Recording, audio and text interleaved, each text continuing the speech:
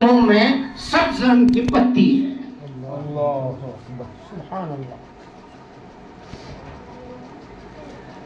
تو ابو جہل شرمندہ رہ گیا، اس کے پیر کے نیچے سے زمین نکل گئی۔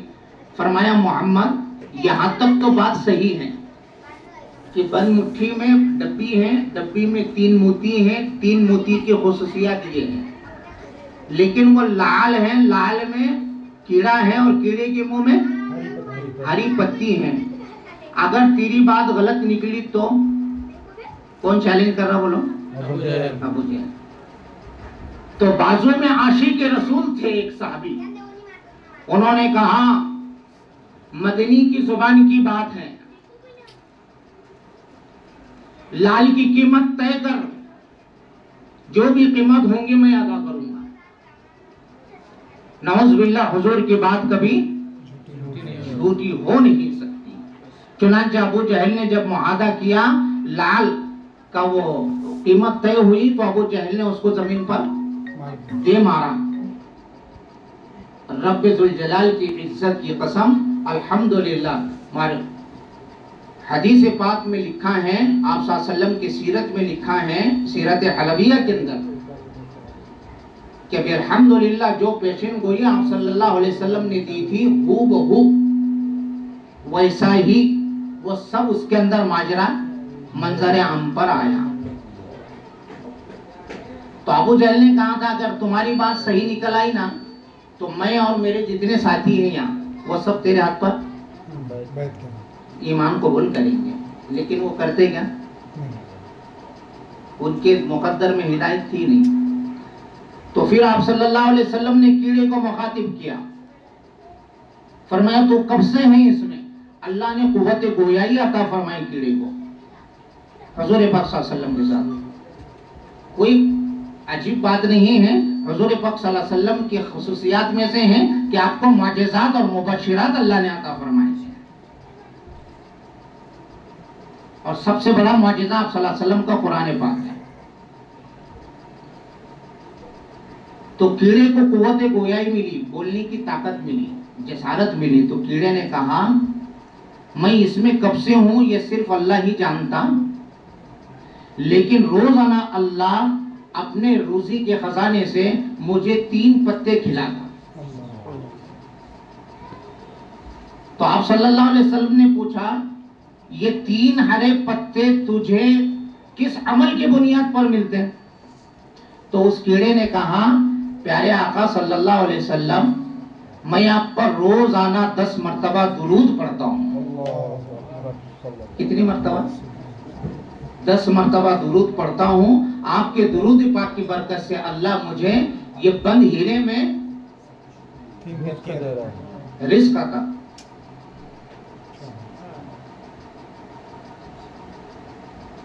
اس لیے بہت بڑی بات ہے، ابھی یہ سیرت کا مہینہ ربیع الاول کا چل رہا، اور ربیع الاول کا مہینہ چل رہا خاص طور سے ہم کو اس لیے معلوم ہے کہ ہمارے علاقے میں ماشاءاللہ دولت آباد اور خلد آباد آباد ہے۔ تو ابھی کسی ماں بہن کو یا محلے میں معاشرے میں کسی کو یہ بتانے کی قطعی ضرورت نہیں کہ مہینہ کون سا ہے، ان کو معلوم رہتا 12 وفات کا مہینہ، ان کو معلوم رہتا 12 وفات کا مہینہ۔ جسے وفات کا پتہ نہیں وہ سیرت کو کیا نبھائیں گے؟ ابھی سیرت تو بہت دور کی بات ہے۔ مولانا عبد المجید صاحب ممنون مشکور، ماشاءاللہ، جزاک اللہ، اہلا و سہلا، آپ نے اس قابل سمجھا، جزاک اللہ ہے ماشاءاللہ۔ تو خیر دیکھیے 2 چیزیں ہیں، ابھی ذہن میں بہت سارا آ رہا، لیکن ہمارے جو جلسے کے صدر محترم ہیں میرے حدیل عزیز مولانا عبد العظیم صاحب، انہوں نے حکم دیا زیادہ نہیں حضرت، صرف 20 منٹ۔ اب 20 منٹ میں کیا ہے، اس میں تو 5 منٹ تو گئے، اس میں 10 ہو گئے، پھر اب کیا بولیں گے آگے؟ بہرحال ایک ہے سیرت اور ایک ہے میلاد۔ ایک ہے سیرت اور ایک ہے میلاد. میلاد منائی جاتی اور سیرت اپنائی جاتی. بہت اچھا.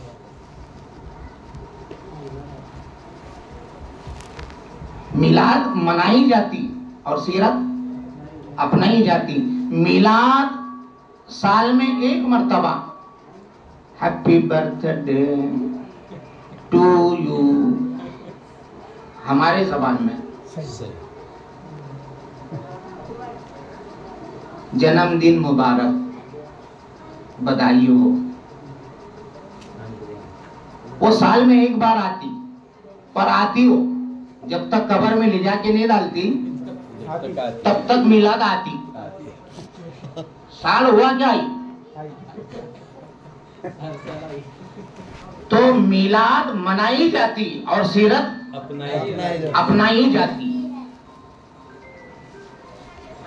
اور سیرت کو اپنانے کے لیے آداب زندگی اور اصول زندگی عبداللہ کے در یتیم، آمینہ کے لال، کائنات کے فخر موجودات، مکی و مدنی، نامدار و تاجدار، سرکار دو عالم صلی اللہ علیہ وسلم کی تعلیمات ہیں.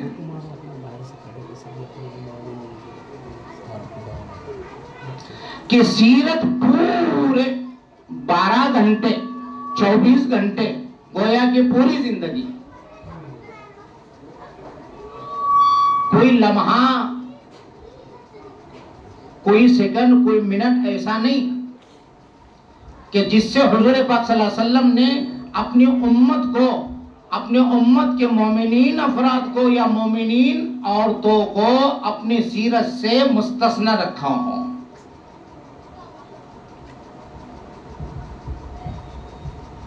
کیوں؟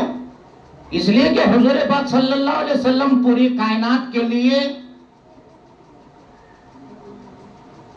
رہبر بن کر آئے. اس لیے ایک بات ذہن میں رکھیں کہ رب العالمین تک پہنچنے کے لیے رحمت للعالمین کی اتباع اور پیروی ضروری ہے. قُلْ إِن كُنتُمْ تُحِبُّونَ اللَّهَ فَاتَّبِعُونِ يُحْبِبْكُمُ اللَّهُ وَيَغْفِرْ لَكُمْ ذُنُوبَكُمْ. اور علماء نے عجیب توضیح کی ہے، عجیب بات بیان فرمائی. فرمایا دربار خدا کے لیے سر کا جھکانا ضروری ہے اور دربار نبوت اور رسالت میں دل کا جھکانا ضروری ہے. جب مرد مومن کا اور مرد عورت کا دل اور سر ایک ساتھ استحضار قلبی کے ساتھ جھکے گا تو پھر اللہ پاک اس کے اندر حضور صلی اللہ علیہ وسلم کے انوارات، برکاتات، مائے عائشہ کی صفات اور مائے فاطمہ کی، بیٹی فاطمہ کی صفات کو پیدا فرماتے ہیں.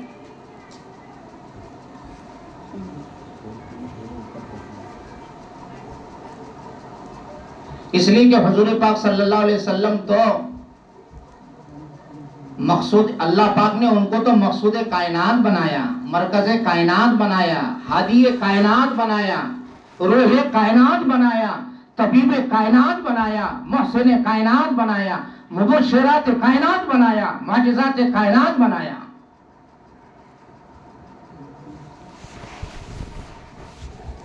آپ صلی اللہ علیہ وسلم کی خصوصیات ہیں. آپ کا ہر پہلو ہمارے لیے سیرت ہے.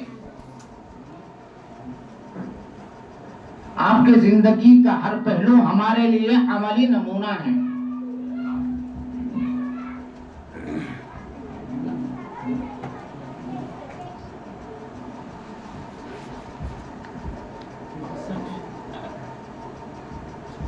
اس کے لیے میری مائیں بہنوں، ہم جس مدرسے کے نام کی نسبت پر یہاں جمع ہوئے، مدرسے کا نام بھی عائشہ ہے. مدرسے کا نام عائشہ ہے، رضی اللہ، عائشہ صدیقہ رضی اللہ، عائشہ للبنات. بہت بڑی نسبت ہے اس ادارے کو. وہ کہا نا کہ خدا جب کسی سرزمین کا فیصلہ خدا جب کسی سرزمین کے بلندی کا فیصلہ کرتا ہے اٹھنے لگتی ہیں وہاں سے صدائیں اذانوں کی. ابھی دیکھیے نا، ابھی ایک بات میں آپ کے سامنے عرض کرتا ہوں، یہاں اہل علم کا طبقہ بھی موجود ہے. ایک شاہ عبدالعزیز صاحب محدث دہلوی رحمۃ اللہ علیہ کا ایک نقطہ اللہ پاک نے ذہن میں ڈالا. آپ فرماتے ہیں ایک حسب ہے اور ایک نسب ہے. ایک حسب ہے اور ایک نسب ہے. نسب کیسا کہ بھئی باپ کا نام، دادا کا نام، دادا کے ابا کا نام، خاندان، قبیلہ، یہ نسب. اور حسب کیریکٹر، کیریئر، آپ کا مقبول ہونے کا کیا سبب ہیں، وہ ہیں حسب. اب کسی کا حسب عمدہ ہو تو نسب اس کا کمزور ہو یہ ضروری نہیں، اور جس کا نسب عمدہ ہو اور اس کا حسب کمزور ہو یہ بھی ضروری نہیں. ذالک فضل اللہ یؤتیہ من یشاء، یہ تو پیارے آقا صلی اللہ علیہ وسلم نے کائنات کے واحد شخصیت جس کا حسب بھی عمدہ ہے اور نسب بھی عمدہ ہے. جیسے نسب حضرت آدم علیہ السلام نبی ہیں، بیٹا قاتل ہیں، حاسد ہیں اور باغی ہیں. حضرت نوح علیہ السلام نبی ہیں، بیٹا کنان نافرمان ہیں. حضرت لوط علیہ السلام نبی ہیں، بیوی نافرمان. اور ادھر حضرت بلال رضی اللہ تعالیٰ عنہ، علماء نے لکھا حضرت بلال کا چہرہ بالکل کالا، ہونٹ موٹے، آنکھیں اندر گئی ہوئی، اور آپ کے گال پر چیچک کی بیماری کی وجہ سے گڈھے پڑے ہوئے تھے. حبشہ کے رہنے والے تھے، حبشی تھے، سید نہیں، عجمی تھے، عربی نہیں.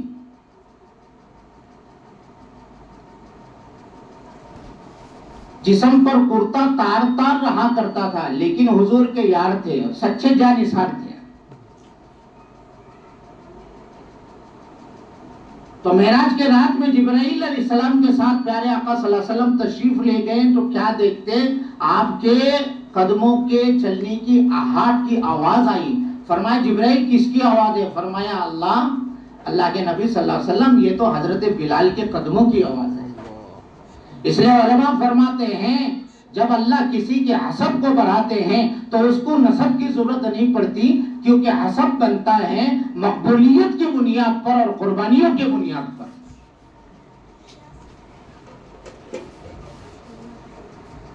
کہ بلال فرش پر ہیں لیکن قدموں کی آہٹ تو عرش پر ہیں.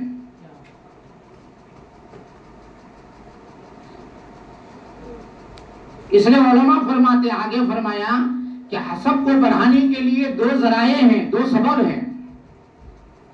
ایک حسب بڑھتا اللہ کی قرآن سے، اور حسب بڑھتا نبی کریم صلی اللہ علیہ وسلم کے فرمان سے. حسب کو مضبوط بنانے کے دو ذرائع ہیں، اور الحمدللہ مدرسہ عائشہ للبنات میں یہ دونوں ذرائع اللہ نے جاری و ساری رکھا. پڑھنے پڑھانے کا کام، قال اللہ اور قال الرسول، قرآن اور حدیث کی تعلیم. اس لیے کہ جتنے بھی مذاہب ہیں اور جتنے ادیان ہیں، جتنے دین ہیں، سارے مذہبوں میں اور سارے دینوں میں سارے دینوں کا خلاصہ اور سارے مذاہب کا خلاصہ اسلام ہے، اور ساری کتابوں کا خلاصہ قرآن ہے.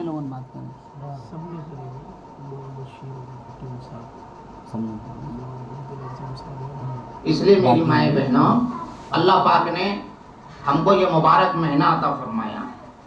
یہ ربیع الاول کا مہینہ ہے، اس میں حضور پاک صلی اللہ علیہ وسلم کی آمد ہوئی، آپ مولود ہوئے، کائنات کو اس میں جو ہیں جینے کا سلیقہ ملا، زندگی گزارنے کا طریقہ ملا. باتیں تو بہت ساری ذہن میں کی، لیکن وقت کی کمی اور قلت ہے، اور ابھی کچھ پروگرام بھی باقی ہے. اس لیے آخر میں ایک بات آپ کے خدمت میں گوشے گزار کروں گا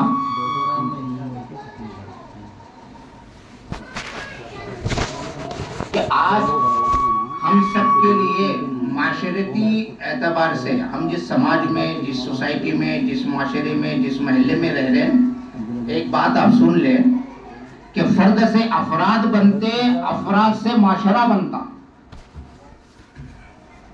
اور معاشرہ 3 افراد کے مجموعے کا نام ہے، جس میں عورت، مرد اور بچہ، اور تینوں میں دین ضروری ہے۔ عورت میں بحیثیت ماں ہونے کے دین ضروری ہیں، اور مرد میں بحیثیت باپ ہونے کے دین ضروری ہیں، اور بچے میں بحیثیت اولاد ہونے کے دین ضروری ہے۔ علماء فرماتے ہیں جب تینوں کوالٹی کے لوگوں میں اللہ کا دین اور اللہ کا قرآن زندہ ہوگا تو پھر اللہ پاک اس گھر کے پانی کو زمزم کا مقام عطا فرمائیں گے، اس کی فضیلت کو اللہ بڑھائیں گے۔ اور پھر فرمایا جس گھرانے کے یہ 3 قسم کے افراد میں دین زندہ ہوگا، مرد میں بھی، عورتوں میں بھی اور بچوں میں بھی، تو پھر اس کی روحانیت اور اس کی نورانیت یہ ہوگی کہ اللہ تعالیٰ مردوں میں ابراہیم علیہ السلام کے صفات پیدا کرے گا، اور عورتوں میں حضرت حاجرہ کے صفات پیدا کرے گا، اور بچوں میں حضرت اسماعیل کے صفات کو پیدا کرے گا۔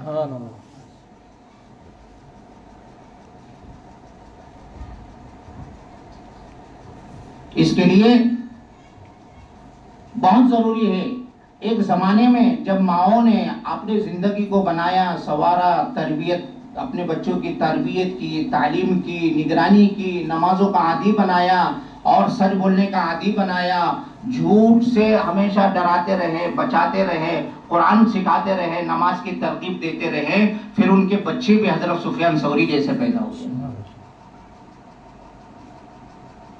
تربیت اولاد کے بارے میں علماء فرماتے ہیں کہ حضرت سفیان ثوری رحمت اللہ علیہ ابھی ماں کی گود میں تھے، ابھی دنیا میں نہیں آئے، ماں کی گود میں تھے، کچھ مہینے کی مدت باقی تھے دنیا میں آنے کے۔ پڑوس نے کھانا لا کر کے دی، سفیان ثوری رحمت اللہ علیہ کے والدہ نے منہ میں لقمہ ڈالی تو علماء فرماتے ہیں کہ سفیان ثوری رحمت اللہ علیہ نے پیٹ میں ہی اپنی ماں کو لاتیں مارنا شروع کر دی۔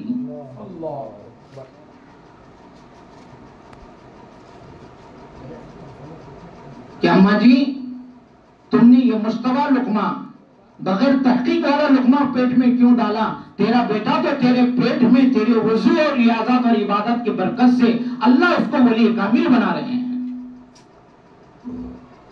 جب ماؤں میں دین آتا ہے اور جب بہنوں میں دین آتا ہے اور جب گھر کے مستورات میں دین آتا ہے تو پھر اللہ تعالیٰ معاشرے کو نیک اور صالح معاشرہ بناتے ہیں۔